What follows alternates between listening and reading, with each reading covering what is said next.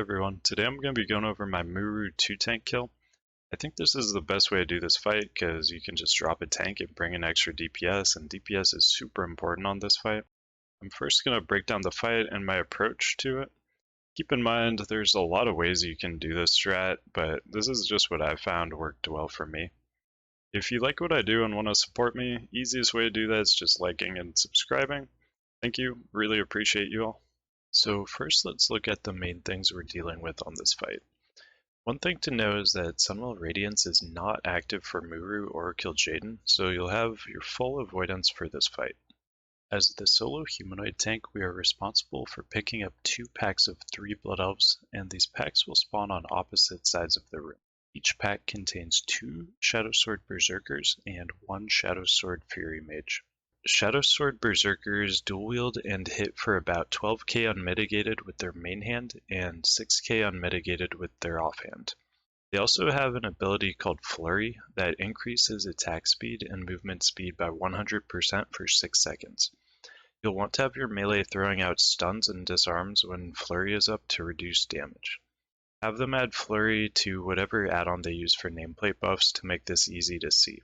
The damage of the Berserker's single hits is small. The thing that makes them dangerous is the volume of attacks. This makes block value extremely strong for this fight, and you'll want as much as you can reasonably get without significantly gimping your stam and spell power. It's important to keep Demo Shout and Thunderclap up on the Berserkers at all times to reduce damage. The Shadow Sword Fury Mages will do very little melee damage. The main thing they do is Fell Fireball, which can be interrupted and is also resistible. It'll do about 4,000 damage. Your mages, shamans, and melees should try to interrupt all of these. They also cast Spell Fury, which makes their spells instant cast and deal 50% more damage, as well as making them unable to move. It's important to Spell Steal or Purge this as soon as possible to both reduce damage and make them move to the AoE stack. The key to solo tanking humanoids is getting clean pickups on both packs, and we have a ton of options for how we can accomplish this. One thing we found helpful was to have healers positioned a few yards away from the door so they never have mobs passing through them and putting them in melee threat. In case you don't know, when mobs are in melee range, a player only needs to reach 110% of the threat of the current tank to pull aggro, while players outside of melee range have to reach 130%. You'll also want Frost Trap at the door to buy you extra time and allow you to create space to throw an Avenger Shield out. The humanoids won't be consistently grouped every time they spawn. Sometimes one will be a lot further ahead than the other two, so I generally try to wait a little bit to Avenger Shield to try to hit all 3 instead of leading with it, unless they come in grouped really nicely. I found it was easiest to pick up the door pack first with a pre-Holy Shield and Consecration into Judgment and Avenger Shield. Then, any open GCD, I tried to Blessing spam as much as I could. After that, I moved to the center of the room to cut off the far pack. This pack will always be running to the healer stack unless a melee cleaves them on the way. Generally, the 2 Berserkers from the far pack will be aggroed on the same healer, but since sometimes they enter the room at different times, they could potentially be on different people, so you should watch out for that. But you can generally pick up both of the far Berserkers with the same taunt. If you get a resist, you can use Judge to pick one up, or Hodge to buy yourself enough time to thread it. In most pulls, we had our Hunters MDing one far Berserker to me, and this was useful to get rid of the rare times the Berserkers were aggroed on different people, and to make taunt resist less painful. Make sure to drag the humanoids onto Muru as soon as possible for AoE, and try to position them so that melee can attack both Muru and humanoids from behind to avoid parries. It's really important to have all humanoids dead before the next wave spawns, or it becomes quite a bit harder to get a clean pickup.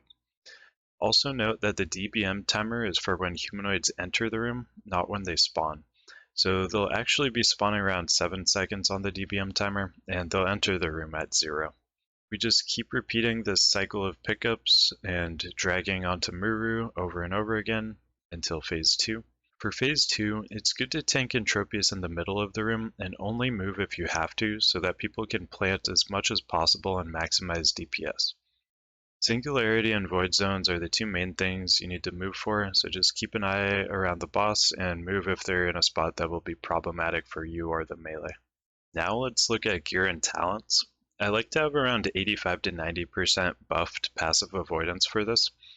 When you're over 70.8% avoidance, block chance will sometimes be wasted depending on whether Redoubt or Holy Shield are up, so it isn't worthwhile to go too high on passive avoidance, but you do want enough so that a bad streak without Redoubt or Holy Shield won't wreck you.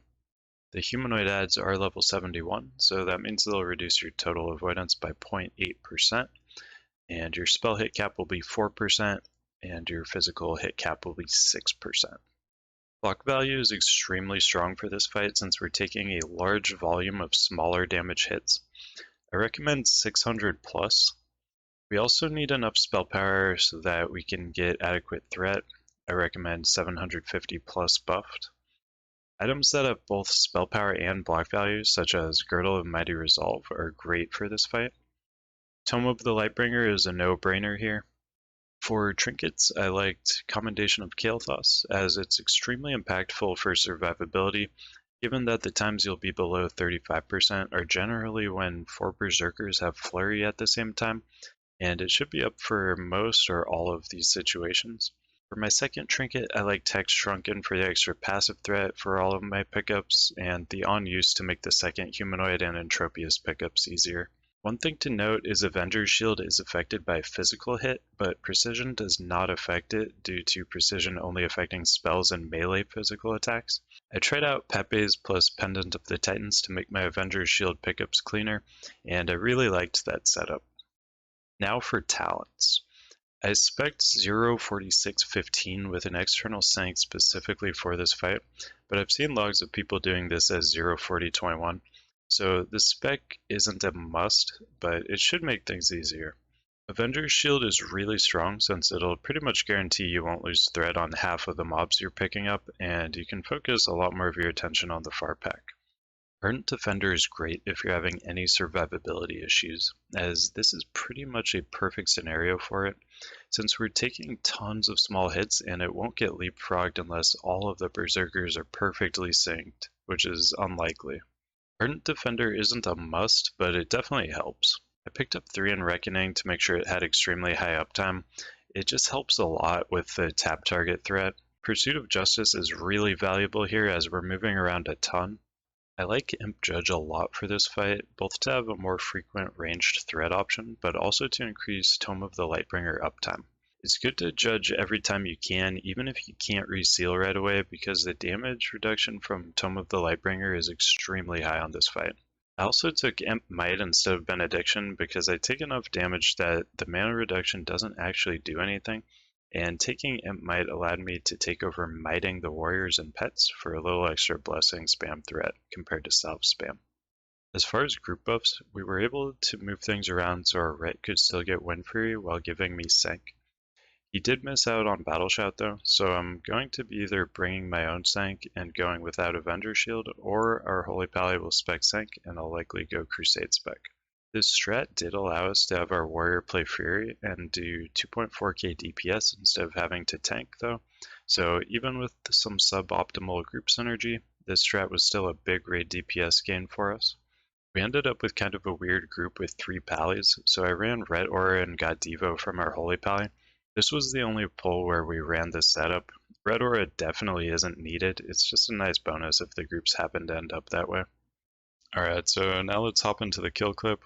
So this was actually our first pull of the week that we killed him on, so a lot of people weren't quite in the groove again with the fight, but we pulled it off. I think we did 46 or 47 total pulls to get our first kill. We had 1 or 2 warlocks for all of those pulls except for this one that we killed it. We had 3 warlocks, so that was a huge difference. But let's hop right into it. So we do the feign death pull so that everybody's just in position ready to go. And basically I'm just getting a few melees in, putting up Judge of Light, that's about it. Here we're going to pre-drop a Consecration, we're going to get our Holy Shield up before the ads get in. 2 Berserkers were grouped up, and those are like the main things you want to get here. So I just dropped my Avenger Shield on 2 Berserkers, threw my Judge on the Fury Mage. Here a Warrior had aggro on these far Berserkers. That's kind of unusual. So we picked those up. Normally they're going to be going for healers. You probably just hit it with Whirlwind, Cleave, something like that.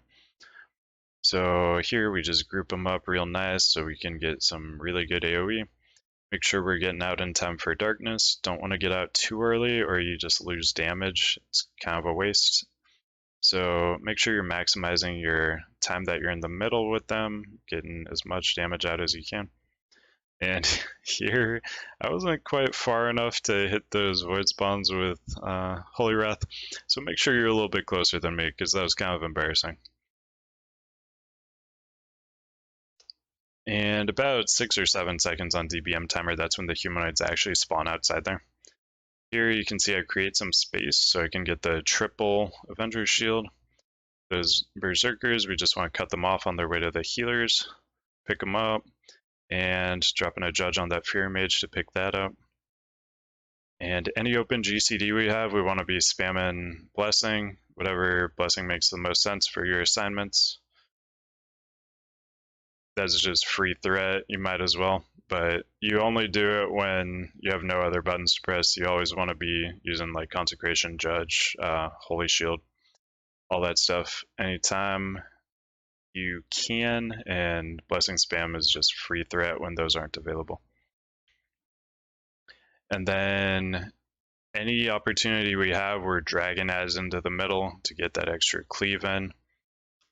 DPS is super important on this fight, so anything we can do to maximize DPS is huge. So here, I mistimed this a little bit. Your Avenger Shield won't actually bounce unless the mob is fully in the room. It won't go through the door. And I kind of messed up there too. I was trying too hard to tab target it. I thought it would just give me the thing I wanted right away, but it didn't. And so I wasted a lot of time there. I should have just clicked the mob I wanted. So that kind of delayed my pickup, and normally there I get a lot more blessing spamming, and the far pack will usually just come to me. Our hunters also forgot to MD me on this pull. Our plan was that the hunters, one by one, each humanoid wave of one hunter would MD one far berserker to me. We tried having them do multiple berserker, or the whole pack really, and they just weren't like generating enough threat on everything for the mobs to actually aggro me. So if the mobs don't aggro you, that threat's just completely wasted because you're gonna have to taunt anyway. That threat's just gone. So what I found worked better was they just pump as much threat as they could into one berserker to make sure that one goes on me. And then I just gotta worry about one berserker. Like eventually I'll get that Fury Mage too, but that's not a top priority. We really need to make sure we have all 4 berserkers on us. Those are the ones that are gonna cause problems and kill people in your raid. The Fury Mages, you have way more leeway on when you can pick those up. So make sure you capitalize on that, because 6 mobs can be a little overwhelming, but really when you break it down, you need to really focus on those 4 berserkers. And once you have those, then you can worry about picking up the Fury Mages. So here, this is where our push is. So we do a 3 humanoid push before the 4th one spawns. And this is a really great transition. All humanoids are dead. Void spawns have just spawned when Entropius spawns. Get a Holy Wrath that hits all the Void spawns and Entropius. And now we're just threading, and this timing works out really nice because my Hex Shrunken and my Avenging Wrath is about to come up. I should have also been looking for an Avenger Shield here. I don't know why I didn't, but that's a little extra threat you could get. I did have a really big threat lead though, so it didn't matter a ton, but you might as well do that. Like, there's no reason not to. So here, we're trying to just keep Entropius in the middle as much as we can. I should have moved a little sooner because of that black hole over there, but we just want to move as little as possible so our DPS can just plant and do damage. if you're moving too much, your casters, your ranged DPS, they're gonna have to be moving around. That'll hurt their DPS. And if your melee are kind of slow, then it could hurt them too if they fall out of melee range at any point. So really, we just want to move as little as we need to get away from things. Like there you can see we moved away from that singularity. But yeah, try to keep them in the middle as much as you can and just keep them in a position where everybody can be doing maximum damage to them. That's the key here. But yeah, that's the entire fight right there. Let me know in the comments if you guys have any questions. I tried to cover everything, but I don't always get to everything that you guys may have questions on. But anyway, yeah, that's it. Thank you for watching, guys, and I'll see you in the next one.